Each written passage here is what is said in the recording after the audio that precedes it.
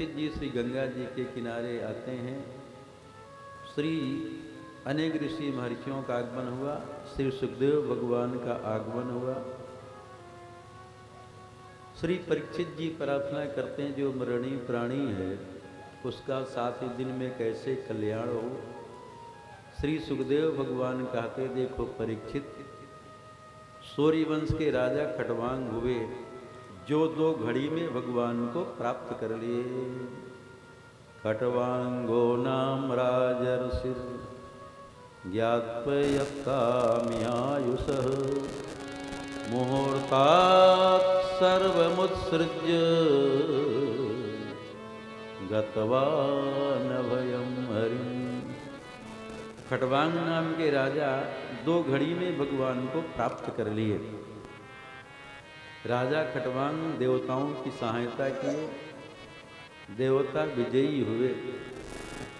देवता खटवांग जी से कहते हैं आप जो चाहें मांग लें। खटवांग जी कहते देखो युद्ध करते करते मैं थक गया हूँ, तो मैं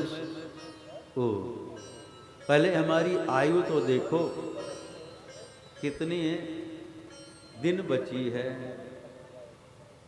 चित्रगुप्त उनका वही खाता लेकर के आए, खोल करके देखा गया तो उनकी आयु मात्र 2 घड़ी बची हुई थी, 48 मिनट। खटवांग जी कहते कि हमको यहाँ से सीधे अयोध्या भेज दो। खटवांग जी अयोध्या में आते हैं, राम जी के पूर्वज थे, और 2 घड़ी में ही अपने पुत्र को राज्य दे करके श्री सरजू जी के किनारे आकर भगवान नाम संकीर्तन करते हुए भगवान को प्राप्त कर रहे हैं। तो श्री सुखदेव भगवान कहते परीक्षित, जब खटवांग नाम के राजा 2 घड़ी में प्राप्त कर लिए भगवान को, तो तुम्हारे लिए तो 7 दिन है। मैं श्रीमद् भागवत कथा श्रवण कराऊंगा। श्री सुखदेव भगवान श्रीमद् भागवत कथा प्रारंभ करते हैं, क्रम मुक्ति का वर्णन करते हैं, सद्यो मुक्ति का वर्णन करते हैं, सृष्टि का क्रम वर्णन करते हैं। भगवान नारायण के नाभि से कमल, कमल से ब्रह्मा जी तपस्या करते हैं। उनकी तपस्या से प्रसन्न होकर के साक्षात भगवान नारायण ब्रह्मा जी के सामने प्रकट होते हैं और उनको चतुश्लोकी भागवत का उपदेश करते हैं। जो भगवान नारायण से ब्रह्मा जी को भागवत मिली वो मात्र 4 श्लोकों में है।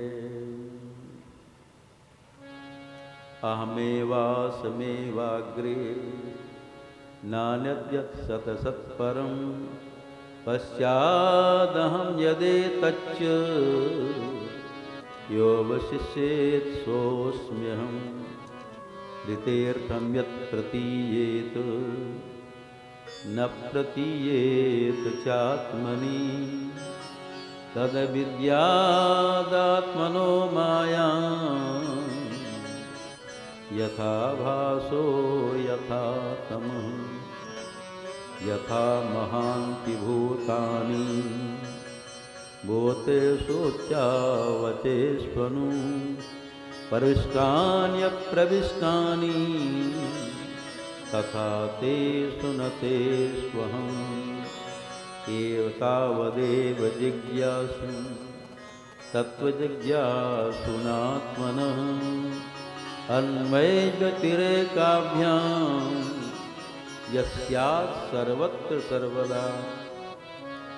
तो जो भगवान श्री नारायण से भागवत ब्रह्मा जी कुमली मात्र 4 श्लोक में, इसका मतलब सृष्टि से पहले भगवान ही थे। अहमेवासमेवाग्रे, पहले भगवान ही थे और जो प्रलय होने के बाद शेष बचता है भगवान ही रहते हैं। अब बीच में जो दिखाई पड़ रहा है प्रपंच वो सब भगवान का ही स्वरूप है। भगवान ही सब जीवों के अंदर में, चाहे छोटा जीव हो और चाहे बड़ा हो, सबके अंदर में भगवान ही हैं।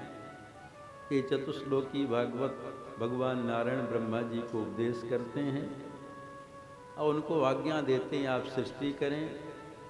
ब्रह्मा जी सबसे पहले सनकादिकों को प्रकट करते हैं। 4 हैं, सनक, सनंदन, सनातन, सनत कुमार। इनसे ब्रह्मा जी कहते सृष्टि करो। एक कहते हैं कि हमको संसार के प्रपंच में नहीं फंसना है, हम तो वैराग्य लेकर के भगवान का भजन करेंगे। जब ऐसा बोले तो ब्रह्मा जी को क्रोध आ गया। इतना क्रोध आया कि क्रोध ब्रह्मा जी के भ्रुकुटी के मध्य से एक बालक का रूप लेकर के प्रकट हो गया। जन्म लेते ही रोया और प्रार्थना करता, हमको आप आज्ञा दे, मैं क्या करूं? ब्रह्मा जी कहते, देखो बेटा, तुम जन्म लेते ही रोए हो, तुम्हारा नाम रुद्र है। बोले रुद्र भगवान की जय। सवै रुरोध देवाना पूर्वजो भगवान भवः। नामानि कुरु मेधातः स्थानानि च जगद्गुरु। ब्रह्मा जी उनको 11 रुद्राणी देते हैं और आज्ञा देते हैं, और उनका सबका नाम भी रखे, आज्ञा देते हैं कि आप सृष्टि करो। अब भगवान रुद्र विचार करते हैं कि पिताजी की आज्ञा का पालन करना पुत्र का परम धर्म है। पुत्र को चाहिए कि हमेशा अपने पिताजी की आज्ञा का पालन करे। यदि आज्ञा का पालन नहीं करता तो उसको सुख नहीं मिलेगा। आज्ञा का पालन करेगा, उसका कभी पतन नहीं होगा, क्योंकि माता पिता साक्षात देवी देवता हैं। साक्षात देवी देवता मान करके उनकी सेवा करेंगे, उनकी आज्ञा का पालन करेंगे तो उनका आशीर्वाद मिलता है। और उनका अनादर करे, जा कर के मंदिर में बहुत जो मूर्ति में भगवान विराजमान, उनकी सेवा पूजा करे तो मूर्ति वाले भगवान भी प्रसन्न नहीं होंगे। ये जीते जागते देवता माता पिता हैं, इनका आशीर्वाद मिलेगा। इसलिए इनकी आज्ञा का पालन करना चाहिए और उनकी सेवा करनी चाहिए। वो देवी साक्षात देवी देवता हैं। मातृदेवो भव, पितृदेवो भव, आचार्य देवो भव और अतिथि देवो भव। ये सब देवता हैं, इनका कभी अपमान नहीं करना चाहिए। गुरुपुत्र मात स्वामी सिख पाले, चले हूँ कुमग पग पर ही न खाले। पितु आयुष सब धर्मक टीका। पिताजी की आज्ञा का पालन करना सभी धर्मों का टीका है, श्रेष्ठ है। से माता पिता की आज्ञा का पालन भगवान शंकर विचार करते हैं कि पिताजी को नाराज नहीं करना चाहिए, आज्ञा का पालन करना चाहिए।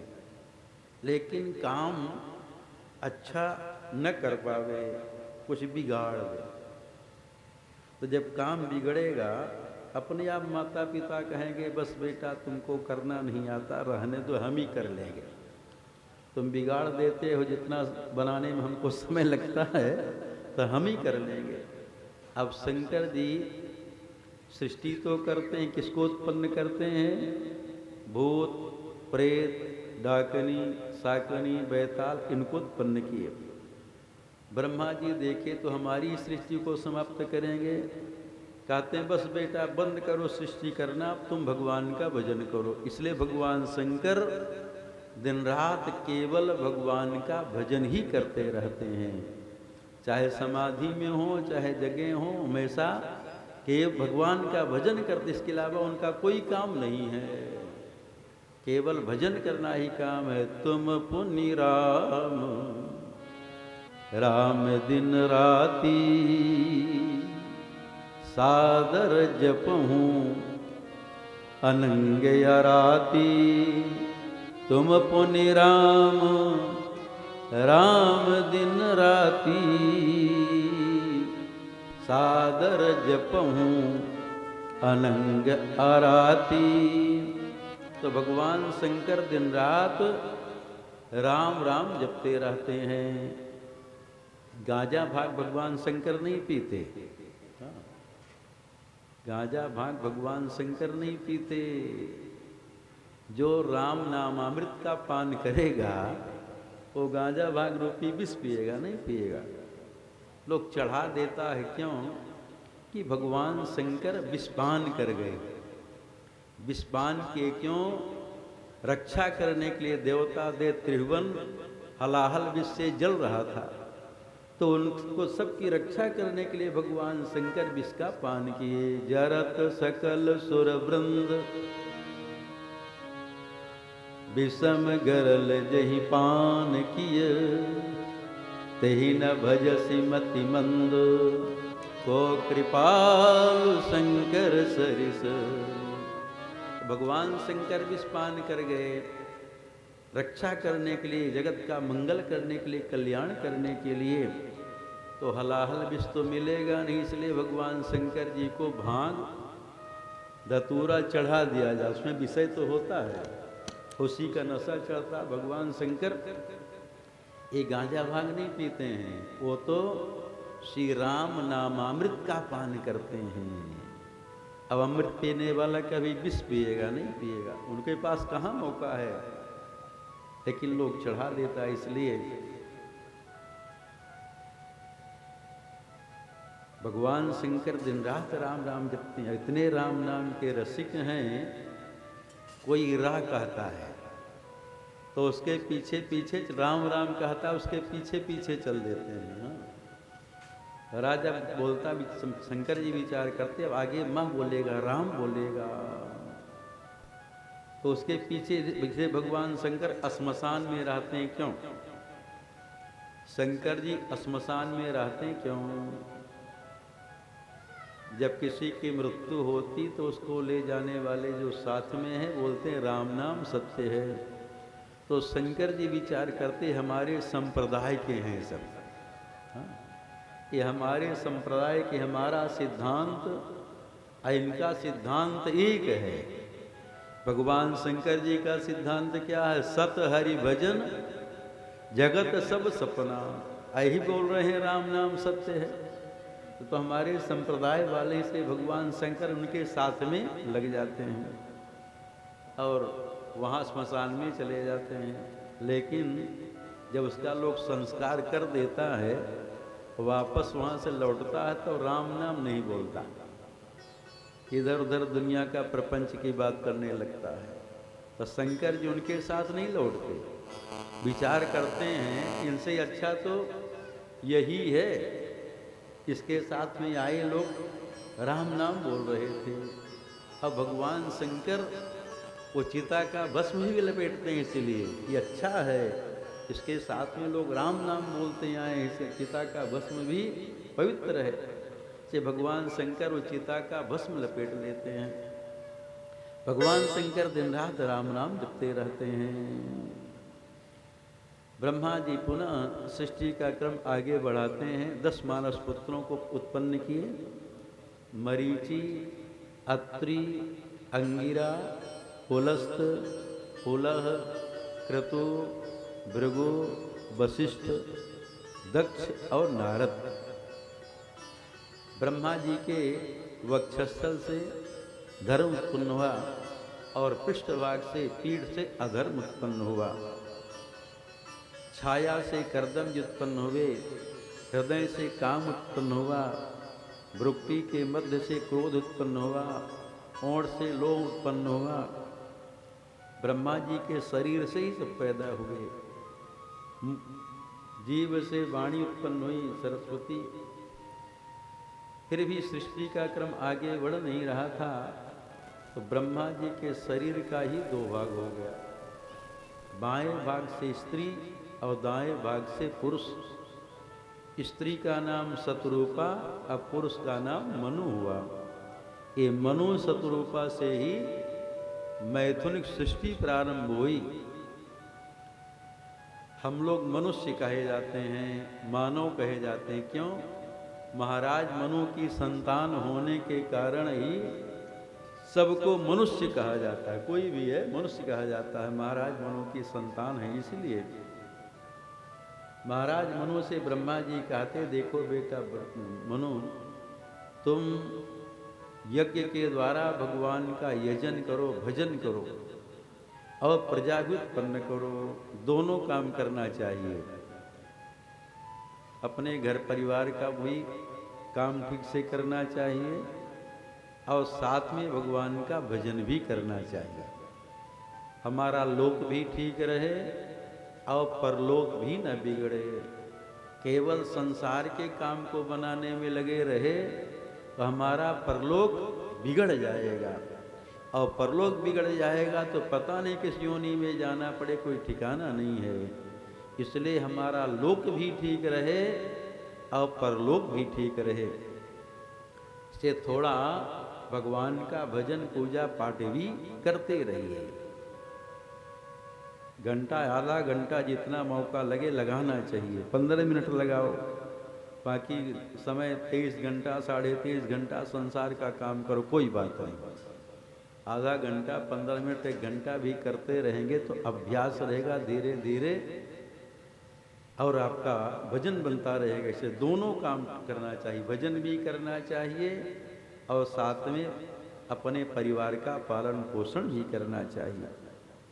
मनु जी कहते हैं, मैं प्रजा को उत्पन्न करके कहाँ रखूंगा, क्योंकि पृथ्वी है नहीं। ब्रह्मा जी चिंतित, उनको छींक आई। जब ब्रह्मा जी को छींक आई तो उनके नासा विवर से 12 भगवान का प्राकट्य हो गया। बोले 12 भगवान की जय, श्री 12 भगवान की जय। 12 भगवान का प्राकट्य हुआ, उनका विशाल शरीर हो गया, चरणों से पृथ्वी को कुरेदने लगे। ब्रह्मा जी भगवान की स्तुति करते हैं। भगवान 12 इतना तेजी से समुद्र में प्रविष्ट हुए कि समुद्र की कुच्छी ही फिट गई। जहाँ रसातल में पृथ्वी को छिपाकर हिरणाक्ष रखा था, हिरणाक्ष का बल करके पृथ्वी ला करके ब्रह्मा जी को दिए। श्री परीक्षित जी सुखदेव भगवान से प्रार्थना करती, इतना जल्दी आप कथा पूरी कर दिए, अरे विस्तार से सुनाइए। ये हिरण्याक्ष कौन था, कौन पृथ्वी को ले जा करके रसातल में छिपा दिया।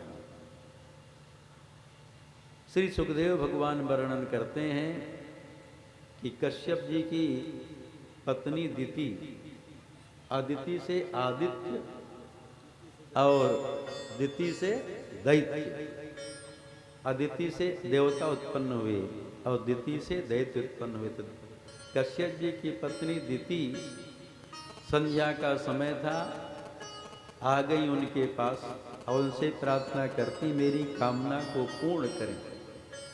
कश्यप जी कहते हैं, देखो देवी दिति, समय संध्या का समय है, संध्या के समय में 4 काम नहीं करना चाहिए। चतुरीमाणि कर्माणि संध्यायां परिवर्जयेत्, आहारं मैथुनं निद्रा स्वाध्यायं च चतुर्थकम्। संध्या समय भोजन नहीं करना चाहिए, संध्या समय मैथुन नहीं करना चाहिए, संध्या समय सोना नहीं चाहिए और संध्या समय स्वाध्याय भी नहीं करना चाहिए। संध्या समय भोजन करेंगे तो शरीर में रोग होगा, मैथुन करेंगे जो संतान होगी राक्षस होगी, संध्या समय सोएंगे तो आँख की ज्योति समाप्त हो जाएगी, दिखना बंद हो जाएगा। लेकिन सुबह वाली संध्या में तो लोग सोए रहता है, शाम वाली संध्या में तो जग जाता है, लेकिन सुबह सूर्योदय होने के बाद भी लोग सोए रहते हैं। से सूर्योदय के पहले उठना चाहिए, लेकिन लोग देर से सोता है, नहीं तो मोबाइल देखता रहता है, अब देर से सोएगा, हाथ में तो मोबाइल रहता है, अब देखता रहा ऐसे ऐसे, देर से सोएगा तो फिर देर से उठेगा। तो संध्या के समय सोना नहीं चाहिए, लेकिन लोग सोया रहता है, गलत करता है। देखिए, और जितने देवी देवता हैं उनका साक्षात दर्शन नहीं होता, और भगवान सूर्य नारायण कृपा करके साक्षात दर्शन देते हैं। और दो वस्तु हमको आपको देते, एक तो प्रकाश देते हैं 12 घंटे, और ठंडी के महीने में हीटर का भी काम करते हैं दिन में। हाँ, दिन में अब जब भगवान सूर्य उदय नहीं होते तो दिन में भी ठंडी, रात में ठंडी, घबरा जाते हैं सब, तो प्रकाश देते हैं। और मीठा जल भी पीने के लिए भगवान सूर्य की कृपा से ही मिलता है। समुद्र का जल खारा है, अपनी किरणों से समुद्र के जल का शोषण करके और फिर बादल के द्वारा वर्षा करके मीठा जल देते हैं। तो एक तो मीठा जल पीने के लिए भगवान सूर्य की कृपा से मिला, और प्रकाश भी देते हैं। तो कृतज्ञ होना चाहिए। वो कुछ चाहते नहीं हैं कि हमको कुछ दें। यहाँ बिजली का कनेक्शन है, बिल ना जमा किया जाए तो कट जाएगा कि नहीं, लेकिन भगवान सूर्य कभी कनेक्शन किसी का काटते नहीं। तो हमको आपको चाहिए कि उनको कम से कम जल तो दे दें, सूर्यार्घ्य तो दे दें। भगवान सूर्य जब उदय होते उस समय मंदेह नाम के राक्षस उनको घेर लेते हैं। उदय होते समय उनको घेर लेते, बड़ा कष्ट होता है। पी लीजिए, अभी नहीं गाएंगे, पी लीजिए। नहीं पी लो, हम अभी गाएंगे नहीं, नहीं बजाना पड़ेगा। मंदेह नाम के राक्षस घेर लेते हैं, बड़ा कष्ट होता। तो यहाँ से जो अर्घ दिया जाता है, ऊपर से गिराया जाता है, ऊपर से नीचे गिराया जाता है। वो अर्घ का जल का एक एक बूंद वो छींटा उन राक्षसों को लगता है, और राक्षस मूर्छित हो जाते हैं, और भगवान सूर्य बाहर निकल आते, उदय हो जाते हैं। तो इसलिए भगवान सूर्य को अर्घ देना, लेकिन सूर्योदय के पहले। आज हम सोए रहेंगे तो कैसे देंगे? उत्तम संध्या तो वही है, क्यों आचार्य जी? उत्तम संध्या वही है, तारागण दिखाई पड़े, सूर्योदय न हो उसके पहले की। तो उस समय जो जल दिया जाता है तो राक्षसों को लगता है, वो मूर्छित हो जाते हैं, भगवान सूर्य उदय हो जाते हैं। अरे रामायण में गोस्वामी जी भी लिखे हैं, आई गयो बगमील धरहूँ धरहूँ धावत सुभट, जथा बिलो की अकेल बाल रवि घेरत धनुज। से भगवान सूर्य को अर्घ देना चाहिए। पी लो भाई, पी लीजिए, पी लीजिए, बस संकोच करिए, पी के हाथ धो लीजिएगा बस, कि जूठे मुँहे बैठे रहो। एक के बार में पी जाओ, ठंडी भाग जाएगी। तो कश्यप जी समझाते हैं 4 काम नहीं करना चाहिए संध्या समय, लेकिन दिति जी हट कर देती हैं। कश्यप जी उनकी कामना को पूर्ण करते हैं। स्नान करके यज्ञ मंडप में बैठे, दिति जी भी स्नान करके आई। कश्यप जी कहते, देखो दिति, आपके गर्भ से 2 राक्षस जन्म लेंगे। दिति जी कहते, मुझसे भूल तो हो गई, ठीक है राक्षस पैदा हूँ, लेकिन हमारे पुत्र भगवान नारायण के हाथों ही मारे जाएं। कश्यप जी कहते, मरेंगे तो भगवान नारायण के हाथों से, लेकिन बड़े दुष्ट होंगे, ये सबको परेशान करेंगे। दिति जी उस गर्भ को 100 वर्ष तक धारण की रही। दधार वर्षाणि शतम संकमाना सुरार्दनाथ, 100 वर्ष तक धारण की रही, क्योंकि ये जन्म लेते ही सबको, देवताओं को, मनुष्यों को, सबको परेशान करेंगे। अब गर्भ के तेज से सब देवताओं का तेज क्षीण होने लगा। सब देवता ब्रह्मा जी के पास में आते हैं, प्रार्थना करते हैं, कौन इतनी कठोर तपस्या कर रहा है कि हम सबका तेज क्षीण हो रहा है। ब्रह्मा जी कहते, देखो देवताओं कोई तपस्या नहीं कर रहा, दिति जी अपने गर्भ को धारण किए हैं, तो गर्भ के तेज से ही आपका सबका तेज क्षीण हो रहा। देवता पूछते, दिति के गर्भ में कौन है? ब्रह्मा जी कहते, दिति के गर्भ में भगवान नारायण के पार्षद जय और विजय हैं। देवता कहते हैं, जय और विजय कैसे दिति के गर्भ में आ गए?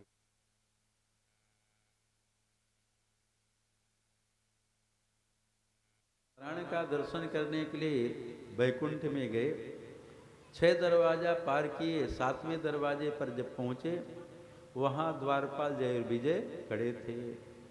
वो कहते, कहाँ घुसे जा रहे हो? मैं यहाँ क्यों बैठा हूँ? द्वारपाल हूँ, इसलिए बैठा हूँ कि मुझसे बिना पूछे कोई अंदर न जाए, अब बिना पूछे अंदर घुसे जा रहे हो।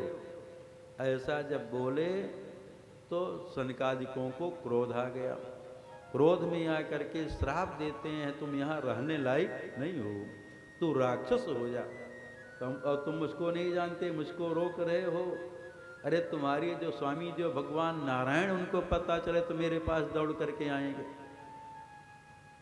सनकादिक जय विजय को श्राप दिए। भगवान नारायण वहां आ गए। सनकादिक भगवान नारायण का दर्शन करते हैं और प्रार्थना करते हैं कि मैं क्रोध में आकर के इनको श्राप दे दिया, आपके सेवक हैं, आप सर्व समर्थ हैं, चाहे तो उनको श्राप से मुक्त कर सकते हैं। भगवान कहते, सब मेरी इच्छा से हुआ है, मैं ब्राह्मणों को बहुत मानता हूँ। भगवान ब्राह्मणों को बहुत मानते हैं। भगवान कहते, मैं 2 मुख से ग्रहण करते, एक तो अग्नि में जब स्वाहा बोल करके आहुति डाला जाता है, उस आहुति को भगवान ग्रहण करते हैं, और दूसरा ब्राह्मण के मुख में जो पवाया जाता है वो भगवान को ही मिलता है। संत ब्राह्मण को जो पवाया जाता है वो भगवान को ही मिलता है, उससे भगवान बहुत प्रसन्न होते हैं। इसलिए जब संत ब्राह्मण को पवावे तो इधर उधर का नहीं, तेल ओल नहीं, डालडा उल्डा नहीं, शुद्ध वस्तु पवावे। हवने तो है। भगवान कहते हैं कि जितनी प्रसन्नता हमको संत ब्राह्मण के पावाने में होती है, उतनी प्रसन्नता अग्नि में आहुति करने से नहीं होती। एक राजा था, उसके यहाँ ब्राह्मण लगे हुए थे, नित्य यज्ञ करते थे, हवन करते थे। राजा के यहाँ से खीर बन करके आती थी और आचार्य जी हवन करते थे। एक दिन खीर बन करके आई, जितने आचार्य पंडित जी थे कहते, चलो आज भूख लगी है, खीर को बांट के खा लें। सब लोग खीर को बांट करके खा लिए। अब कहते, खीर तो खा ली, हवन की नहीं कि राजा को कहीं पता न लग जाए, तो सोचते हैं चलो ऐसे लकड़ी लगा करके धुआं लक्कड़ कर देते हैं तो राजा को पता नहीं लगेगा। लकड़ी लगा करके धुआं लक्कड़ कर दिए। लेकिन आज राजा जब रात्रि में सोया हुआ था, साक्षात भगवान सपने में राजा के पास आते हैं और कहते हैं, देखो राजा, इतने वर्षों से तुम यज्ञ कर रहे हो, हवन कर रहे हो खीर का, लेकिन तुम्हारी खीर आज ही हमको मिली है। राजा को नींद नहीं आई। राजा जग गया, विचार करता, खीर तो मेरे यहाँ से रोज बन करके जाती है, क्या ब्राह्मण लोग रोज हवन नहीं करते थे, आज ही किए हैं। राजा सुबह ही आ गया, यज्ञ मंडप में बैठ गया। जब आचार्य पंडित जी आए अपने समय से 7-8 बजे, जो देखिए आज तो राजा पहले से कुर्सी लगा करके बैठा है। डर गए, लगता है कि इसको पता लग गया, कल हम लोग हवन नहीं किए। जब पास में आचार्य जी आए, राजा कहता है, आचार्य जी आप जिस विधि से कल हवन किए थे उसी विधि से आज भी करिए। आचार्य जी कहते, राजन कल हम लोग हवन नहीं किए। तो राजा कहता, हवन नहीं किए तो खीर का क्या हुआ? आचार्य जी कहते, कल हम सबको भूख लगी थी तो खीर को बांट करके खा लिए। राजा जब सुना विचार करता, जब संत ब्राह्मणों के पाने से ही भगवान प्रसन्न होते, वही उनको मिलता है, तो क्यों ना ब्राह्मणों को ही पवाया जाए। राजा नियम बना दिया, आप सबके लिए भरपेट पाने के लिए खीर बन करके आएगी, हवन के लिए अलग से आएगी, खूब खीर पाइए और हवन भी करिए। तो संत ब्राह्मण को जो पवाया जाता है उससे भगवान प्रसन्न होते हैं, तभी तो लोग भंडारा करता है, ब्राह्मणों को पवाता है। न भगवान प्रसन्न हो तो क्यों करे। अभी आचार्य पंडित श्री श्याम प्रकाश त्रिपाठी जी पवा रहे हैं सबको, हम सबको ही पवा रहे हैं, और कथा के बाद जितने भक्त श्रोता हैं सबको पवा रहे हैं, इसीलिए कि इससे भगवान प्रसन्न होते हैं। अब कलयुग में अन्नदान से बढ़ करके दान नहीं है, अन्नदान से बढ़ करके दान नहीं है कलयुग में। अरे जब रावण अंगद जी से कहता है कि राम जी मनुष्य हैं, मनुष्य हैं, अंगद जी क्रोध में आकर कहा, अरे दुष्ट रावण, तुम राम जी को मनुष्य कह रहे हो, राम मनुज कसरे सठ बंगा, धनवी काम नदी पुनि गंगा। अरे कामदेव कोई धनुर्धर हैं, गंगा जी कोई नदी हैं, कल वृक्ष कोई वृक्ष है, कामधेनु कोई पशु है, पशु सुरधेनु कलपतर रूखा, अन्नदान और रस पीयूखा। अरे अमृत कोई रस है तो अमृत है, और अन्नदान कोई दान, महादान है, इससे बढ़ करके दान नहीं है। से किसी को पवा देने से भगवान प्रसन्न होते हैं। तो भगवान कहते मैं ब्राह्मणों को बहुत मानता हूँ और मेरी इच्छा से हुआ है, मैं भी अवतार धारण करना चाहता हूँ। बिना कारण के कार्य नहीं होता। यदि शनकादिक भगवान को ये श्राप नहीं दिए होते तो जय विजय को, तो राक्षस नहीं बनते, तो भगवान भी अवतार नहीं लेते। तो कारण से ही कार्य होता है। 3 जन्म का श्राप दिए उनको।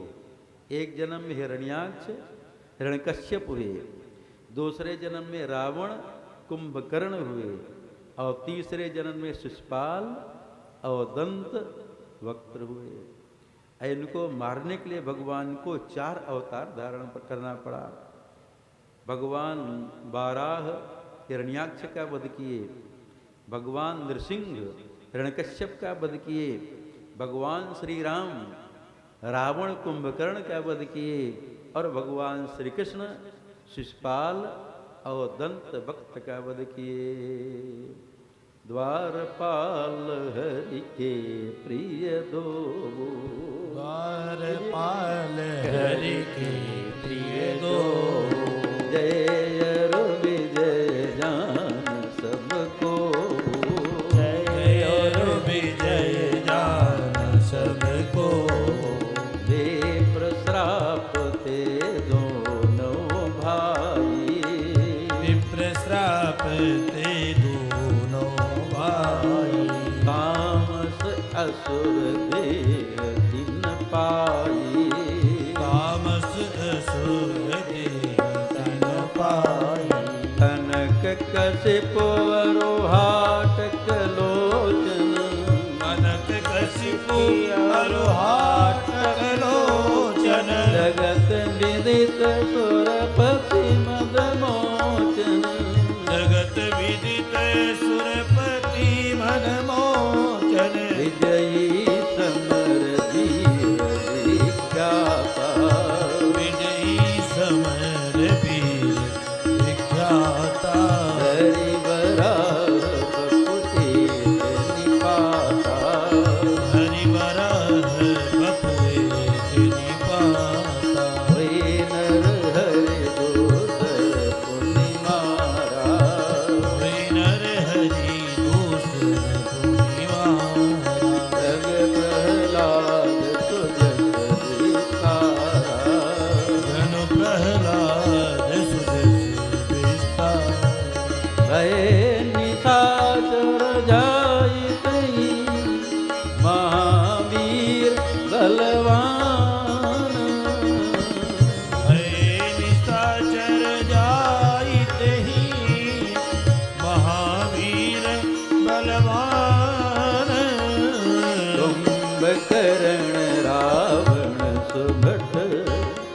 सुर विजयी जग जान।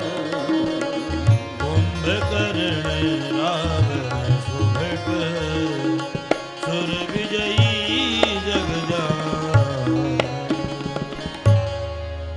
तो सनकालिकों के श्राप से जय और विजय ये राक्षस हुए।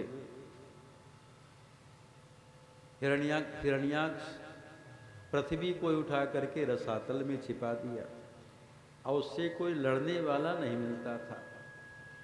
उसकी भुजाओं में जब खुजली मचे पर्वतों से जा करके रगड़ता था। एक दिन देवर्षि नारद वीणा लिए हरिनाम संकीर्तन करते हुए आ रहे थे। हिरण्याक्ष देखा, विचार करता लगता है कोई पहलवान है। जब नारद जी पास में आए तो कहता आओ दो हाथ हो जाए। देवर्षि नारद कहते हैं देखो मैं तो साधु हूं, लड़ना भिड़ना नहीं जानता, लेकिन तुम्हारी लड़ने की इच्छा है ना, तो मैं पता बता सकता हूं कौन तुमसे युद्ध करेगा। कहता बताओ कौन मुझसे युद्ध करेगा। देवर्षि नारद कहते हैं तो तुम जिस पृथ्वी को रसातल में छिपा करके आए हो, एक वाराह सुअर अपने मुख में पृथ्वी को लेके आ रहा है, वही तुमसे युद्ध करेगा। हिरण्याक्ष बड़ी शीघ्रता से इधर से वापस लौटा। उधर से भगवान वाराह अपने मुख में पृथ्वी को धारण करके लेके आ रहे थे। हिरण्याक्ष व्यंग्य में कहता अरे जंगली सुअर, पृथ्वी को लेके कहाँ जा रहे हो। भगवान वाराह समुद्र के जल के ऊपर पृथ्वी को स्थापित कर दिए। पृथ्वी जल के ऊपर है, भगवान के संकल्प से टिकी